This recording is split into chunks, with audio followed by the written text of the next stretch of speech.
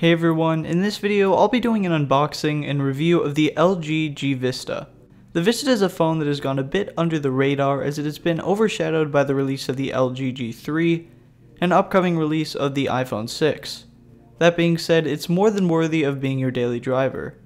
Anyway, let's go ahead and get into the unboxing portion of this video.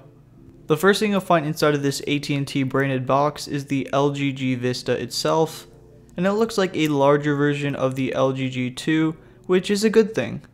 Next you'll find the charging cable and power brick to charge up the device, and lastly we have some AT&T paperwork going over warranty information and whatnot. When it comes to the build quality of the Vista, it's about what you would expect from LG. The back is made of a nice slick plastic material that feels solid in the hands.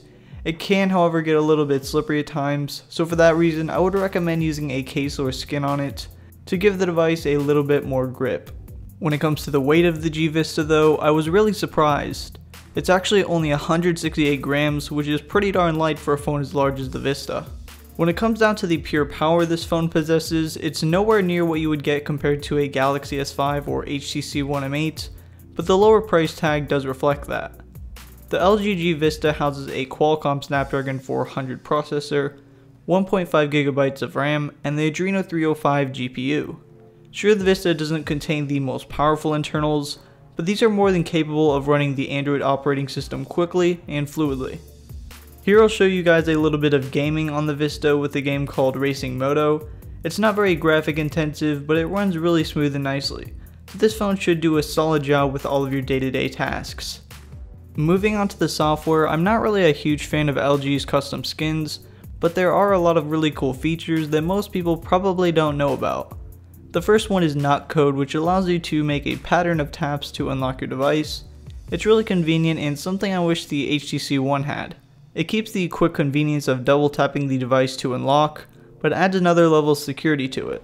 Along with that, there's also some other cool features you can use to silence calls or pause videos. I haven't really found myself using them, but they are there. The display on the LG G Vista measures 5.7 inches diagonally, and it really is large. That being said, it's only 720p resolution, which means it doesn't look quite as clear as something like the Galaxy S5.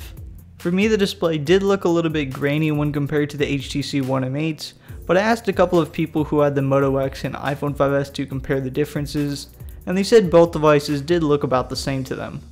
So unless you're already used to an ultra high resolution panel, the display on the LG G Vista will be great. Something most people probably don't know about this phone is that the buttons are actually placed on the back, which I found to be actually really convenient. I've previously used the LG G2, which had rear facing buttons, and I really did enjoy them. To me, having soft rounded edges makes the phone look much nicer, and rear facing buttons are much easier to navigate to. It'll take a good couple of weeks to get used to, but eventually you'll get the hang of it.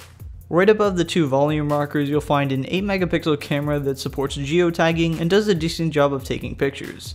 It's certainly no iPhone 5s or Galaxy S5, but it's good enough to take a quick picture to upload to Instagram or other social media.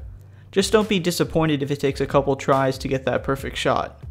The video is just about the same story. It shoots full 1080p video, but lacks auto stabilization, and sometimes the white balance can get a little bit off. One of the best things about the LG G Vista, however, is the incredible battery life. Somehow LG has managed to squeeze a 3200 mAh battery into this thin form factor, which is extremely impressive. Getting through a full day's worth of battery won't be an issue, and most days I would end up with around 35 to 40% left.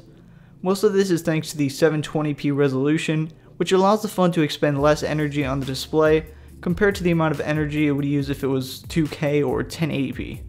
Anyway, the LG G Vista is a solid mid-range device that you really can't go wrong with.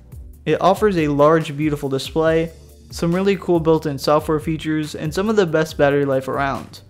That being said, it really is on the larger side and the specs are a bit outdated.